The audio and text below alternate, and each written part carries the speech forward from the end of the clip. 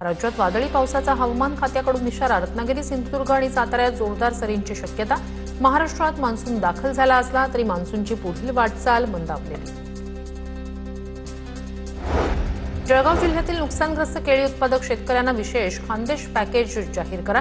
पवारांच्या राष्ट्रवादीच्या नेत्या रोहिणी खडसे यांची मागणी. पावसामुळे केळीच्या बागांचं मोठ्या प्रमाणात नुकसान. सोलापूरच्या करमाळा तालुक्यात वादळी वाऱ्यामुळे केळीच्या बागांचं नुकसान. आमदार नारायण पाटील यांनी नुकसानाची पाहणी केली.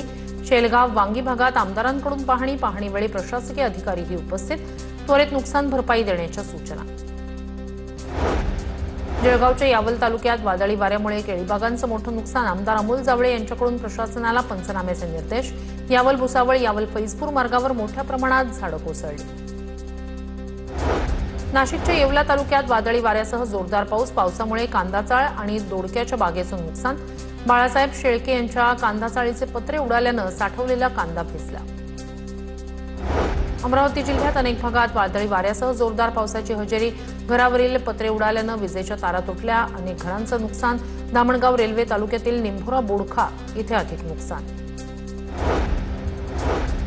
धाराशिव जिल्ह्यात मुसळधार पाऊस. कळंब, तुळजापूर, उमरगा, वाशी आणि भूम तालुक्यात पावसाची जोरदार बॅटिंग. लातूर रोडवरील खडकी इथला पर्यायी रस्ता वाहून गेला. तर उमरग्यात देखील दमदार पाऊस झाल्यानं शेतकरी सुखावला. लातूरच्या खडकी गावात मुसळधार पाऊस. पुराच्या पाण्यात पर्यायी पूल वाहून गेला. लातूर ते कळंब मार्गावरील वाहतूक ठप्प. पर्यायी रस्ता वापरण्याचं आवाहन.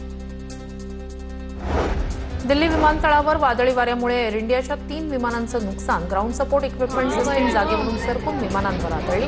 अपघातामुळे विमानांचं मोठ्या प्रमाणात नुकसान झाल्याची माहिती.